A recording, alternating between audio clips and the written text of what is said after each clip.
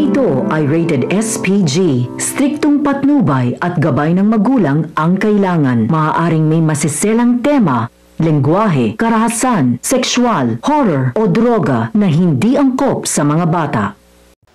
Hindi papayag si Linnes na mapahamak ang anak ng dahil sa kanya. Isusuko niya ang buhay niya kay Carlos. Mailigtas lang si Annalyn dahil siya lang naman ang kailangan at gusto ni Carlos. Abangan natin sa abot kamay na pangarap. Nakita ni Justin si Morgana sa parking area. Pinaghahampas ni Morgana ang bag locator na nakita niya sa bag ng mga pekeng pera. Naghihinagpis dahil nagoyo siya ni Gilbert. Biruin mo, may isang tao rin pala ang makakapanloko sa isang Moira. Tinawag ni Justin si Morgana. Tita Morgana, napalingon si Morgana. Tingin ng isang masungit. Tita Moira. Napalinga-linga si Morgana, baka may nakarinig sa sinabi ni Justin. Ano ka ba, Justin? Huwag mo akong tawaging Moira. Baka may makarinig sa'yo dito. Lumapit si Justin. Natatakot ka pa rin pala. Oo nga pala, hanggang ngayon ay nagtatago ka pa rin sa katauhan ni Morgana Go. Nakatingin ng masama si Morgana. Teka nga, Justin, ano bang pakialam mo? Bakit ba ako na naman ang napansin mo? Sumagot si Justin. Talagang hinanap kita. Nagtataka si Morgana. At bakit mo naman ako hahanapin? Sumagot si Justin. Hinahanap kita para pagbalaan. Sa oras na malaman kong may kinalaman ka sa pagkawala ni Annalyn, ibubulgar ko ang sikreto mo na ikaw si Moira at hindi ka namatay. Hindi naman natatakot si Morgana. Huwag mo nga akong tinatakot. Saka wala akong kinalaman sa pagkawala ni Annalyn. Si Carlos ang kumidnap sa kanya at hindi kami magkasabwat. Inuunahan na kita. Mapamuayra man ako o Morgana, patuloy pa rin na ako ang pinagbibintangan. Tinitigan ni Justin si Morgana kung nagsasabi nga ba siya ng totoo. Mabilis naman ang utak ni Morgana na mag-isip. Sabi niya sa sarili niya, kung ganyan rin pala na may plano kang isumbong ang sikreto ko, mas mabuti pa na unahan na kita. Ipapahamak na kita. Naisip ni Morgana na ilagay sa loob ng bag ni Justin ang bag locator para si Justin na mapaghinalaan ni na RJ at Giselle na kumidnap kay Annalyn. Walang kaalam-alam si Justin sa gagawin ni Morgana. Napalingon si Justin. Ayun na ang tamang tiyempo ni Morgana. Kinausap pa ulit ni Morgana si Justin habang pinapasok niya ang bag locator sa loob ng bag ni Justin. Please Justin, wag mo naman akong ibuko. Hindi ko alam ang mga plano ni Carlos. Maniwala ka. Sarili niyang plano ang mga ginawa niya. Nakatitig si Justin. Siguraduhin mo lang, dahil kapag malaman kong nagsisinungaling ka lang, ibibisto ko ang mga sikreto mo. Umalis na nga si Justin na hindi niya namamalayang meron na palang ebidensya sa loob ng bag niya. Kawawang Justin. Kung kailan naging maayos na silang mag-ina, mauulit na naman ang pag-aaway nila ni Giselle sa pakikipagsabwatan para makidnap si Annalyn.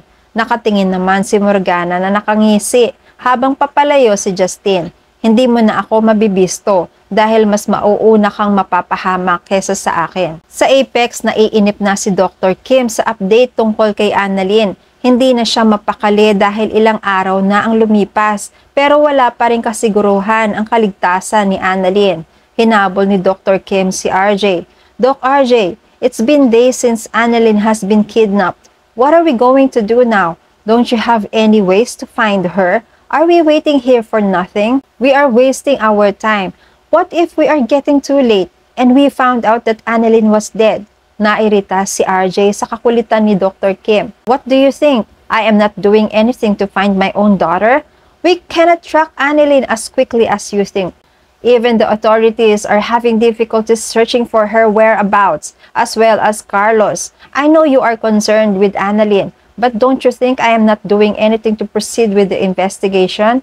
I am her father. I am the first one who is affected by her absence. Sumagot si Dr. Kim. I am sorry. I just wanted to help. And if ever you need me, I am just right here. I am willing to find her at my own cost. Nakita naman ni RJ ang pagmamalasakit ni Dr. Kim kay Annalyn. Forgive me for nagging you, but the police have not reported it yet. I am still waiting for the lead. I hope they will update as soon as possible. Nagsalita na rin si Regan. Doc RJ, tutulong rin po ako sa paghahanap kay Annalyn. Kahit saan pong sulok ng mundo, hahagilapin ko siya. Makita ko lang siyang ligtas. Sumagot si RJ. Maraming salamat, Regan. Nagsimula na ngang maghanap si Regan sa mga karatig na lugar ng Apex. Baka sakali may nakita ang mga tao dito o nababalita ang may nawawala. Inisa-isa ni Regan ang mga kalye at eskinita sa pagtatanong hanggang sa may isang kalsada ang nakita niyang may umpukan ng mga tao, mga nag-uusisa. Narinig niyang nag-uusap-usap ang mga tao na may isang dalagang natagpuan na isang bangkay at isa pang doktor. Parang binuhusan ng malamig na tubig si Regan sa pagkakabigla. Iniisip niyang wag naman sana si Annalyn ang nakita nila. Natatakot siyang lapitan. Hindi niya pa makumpirma dahil hindi niya kakayanin kung ang kaibigan niyang si Annalyn nga ang makikita niya rito. Pinagtanong niya sa isang lalaki na umuusisa rin sa insidente. Kuya, ano po itsura na natagpo ang bangkay? Sumagot ang lalaki. Isang dalagang maputi, hindi katangkaran at maganda. Mas lalong nanginig si Regan sa pagkakalarawan ng lalaki. Agad na isipan ni Regan na tawagan si RJ. Doc RJ, may masama pong balita. Namumutla si RJ. Ayaw niya sanang marinig ang balita pero kailangan niyang makumpirma. Bakit Regan? May balita ka na ba kay Annalyn? Dahan-dahan si Regan sa pagsagot. Doc RJ, may natagpuan po kasing isang dalagang maganda rito. Isa na pong bangkay. Kinakabahan po ako, Doc RJ. Natataranta si RJ na sumagot kay Regan.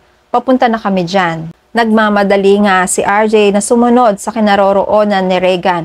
Malakas rin ang kaba ni RJ pero umaasa siya na hindi si Annalyn ang makikita niya. Nang magkita sina Regan at RJ, agad na tinuro ni Regan ang kinaroroonan ng babae.